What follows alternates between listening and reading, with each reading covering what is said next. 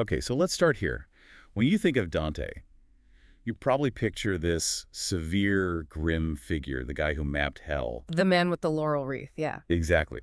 But we're going to dive into the part of his life nobody ever really talks about. We're meeting the man who had to figure out how to live after seeing the face of God. It's such a fascinating question, isn't it? What do you do next? Our deep dive today is built on these two incredible sources, two recovered manuscripts, described as fragmentary yet luminous. Tell us a bit about them because they really frame our entire conversation today. So the first is called Il Ritorno, which means the return. And it's this sort of fictional but very intimate chronicle of Dante's life right after the final vision in Paradiso. Okay, so after the poem is essentially finished in his mind. Right. And the second one is L'Artifice, the Maker. It's a much darker text, and it looks back over the 2 decades of brutal, hard labor while he was in exile, actually writing the Commedia. So our mission for this deep dive isn't just to retread the circles of hell. We want to unpack what the sources call the harder journey. The psychological cost. How do you process transcendence? And how did all that political failure, all that rage from his exile, become the fuel for the greatest poem in Western literature? So let's start where the Commedia ends. He's had the vision. He's seen it all. What happens when he comes back? Il Ritorno describes it as a fall, but it says he upward fell, which is a beautiful paradox. He crashes from infinity back into his own body in Ravenna. I can't even imagine the shock of that. You've just been outside of time and space, and suddenly you're back in your own skin. And he feels it acutely. He describes his body not as delight, but as a prison newly made. A prison? Wow. A noose of bone and sinew. And time itself, the simple ticking of a clock becomes, quote, an insult. Ordinary daylight doesn't comfort him. It cheerses him. It's too shallow. It sounds a lot like a kind of spiritual PTSD. The source calls this the mystic's secret shame. What exactly is that? It's this idea you find in a lot of spiritual traditions, like with St. John of the Cross. You've seen the ultimate truth, but now you have to go back to paying bills and dealing with, well, normal life. You feel unfit for the world you have to live in. Exactly. The shame is feeling like you no longer belong. You've seen the destination, but you're stuck back at the start of the road. And this spirals into a real crisis. Mm-hmm. The sources say he couldn't even speak for 3 days. Yes, but it wasn't despair. Il Ritorno is very clear on this. It says his tears flowed not down toward despair, but toward a peace so fierce it cannot yet be borne. So it's not sadness, it's overload. It's an overload of grace. His system was just completely overwhelmed, and language, our little human tool, just wasn't enough to process it. So how did he break out of that? What was the key that led him back into the world? It was this radical change in his perception. He thinks, well, if I've seen the ultimate source of everything, Then that source can't just be in heaven. it has to be everywhere. And he has this profound realization that all bread is communion and all wine is covenant. The distance between the sacred and the profane just collapses. It completely collapses. He's discovering what the source calls the heresy of immanence. The holy isn't somewhere else. It's woven into the fabric of the world. I love that. He describes walking the streets of Ravenna and realizing that the streets were made of ink. The city itself becomes a kind of scripture. So after seeing the highest heaven, he finds divinity in the cobblestones. That's the core revelation. He says there are no profane lands, and that gives him his new purpose. He has to be the bridge. A bridge between what? Between the perfect, almost mathematical beauty of heaven, which he saw reflected in the mosaics at San Vitale, and the real messy street outside, where the poor and the blind are waiting. He has to translate the infinite for the finite. He does, but when he sits down to actually write about that final vision, he just hits a wall. The wall of language. A total failure. He tries using words like eternity or the sky beyond all skies, and he just feels like he's lying.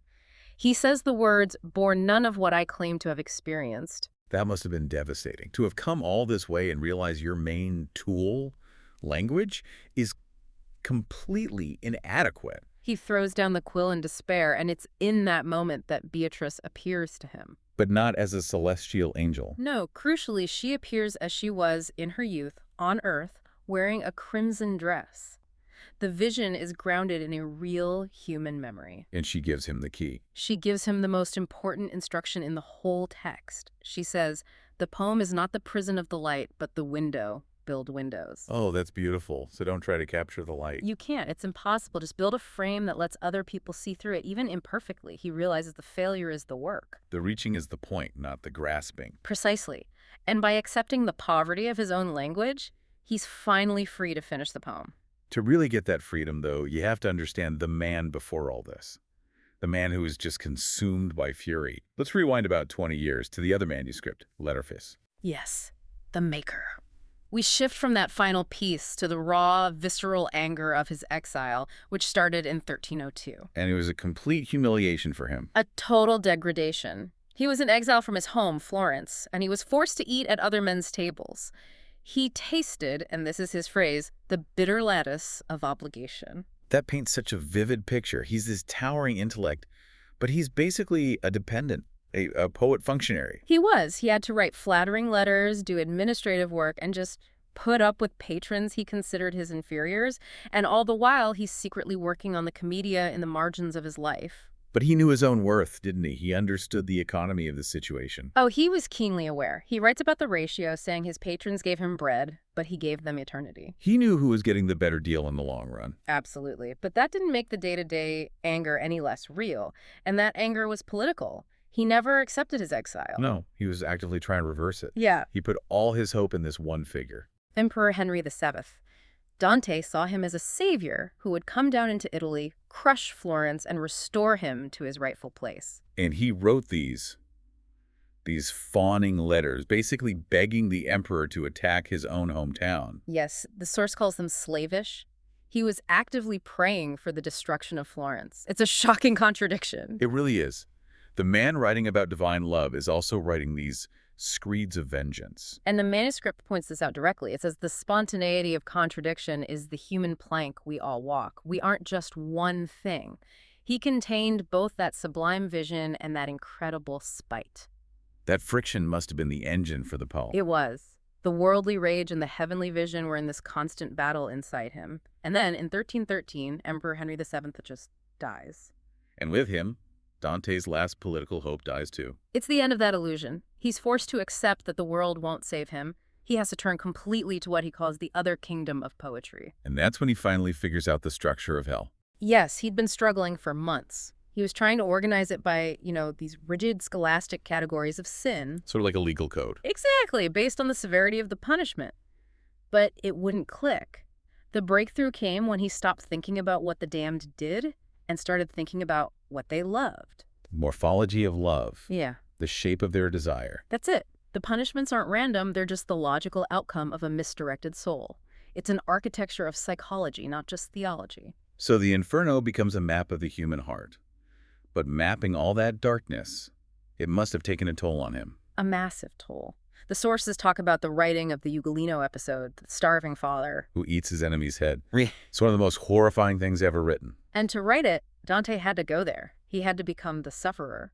He says that rendering that horror so successfully left an inward fracture in the glass of my own composure. The artist has to sacrifice their own peace. As the source puts it, the gift of tongues is also this: to speak what we never wanted to.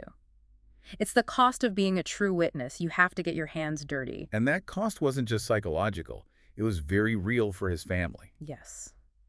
L'Artifice contains this painful admission of his failure as a father to his sons, Jacopo and Pietro. They were in exile with him. They were, and he admits, I was absent, I was wrecked by ambition and by exile. He says the only nest I built for them was made of words. That's heartbreaking. It's a conflict that so many creative people face. He concludes with this devastating line: the price of living for art is paid by those who did not choose to pay it. He sees himself as both Prometheus, stealing the fire, And the eagle, eating his own liver of guilt every single day. That self-awareness is what allows him to get to the final part of the poem, Paradiso. But even after all that, he hits another wall. He does. And the problem this time is that he's too smart for his own good. The learned man was getting in the way of the poet. He was trying to cram too much theology in, make it too systematic. Exactly. It was making the poetry cold. He was trying to draw the window with a ruler instead of just letting the light in. So how did he break through that? Through failure, again. He just put the pen down, went outside, and looked at the stars over Ravenna. And he had a realization. What was that? The sky was the poem before words. He realized he had to love clarity more than my own invention. He had to surrender his ego to the truth. And that surrender brings a kind of peace. which we see in what beautiful dream he has about his guide, Virgil, Ah, yes. The guide who could take him through hell and purgatory but couldn't enter heaven himself. because he was a virtuous pagan. It's a point of doctrine that must have really bothered Dante. It clearly did. And in the dream, Virgil tells him something incredible about doctrine. He says, there is a crack in every doctrine, and through that crack, the true light gets in. Wow. So even God's law might have loopholes. And then Virgil says something even more moving. He tells Dante that the act of writing the poem of bearing witness had somehow unbound him from the decree of limbo. So the art retroactively saved the guide. The power of art to change reality. After that, he finishes the poem. The terror of completion becomes this grace of release. He puts down the quill and says the work is whole without me. He's finally let go. He has. And then he's struck by marsh fever and dies shortly after.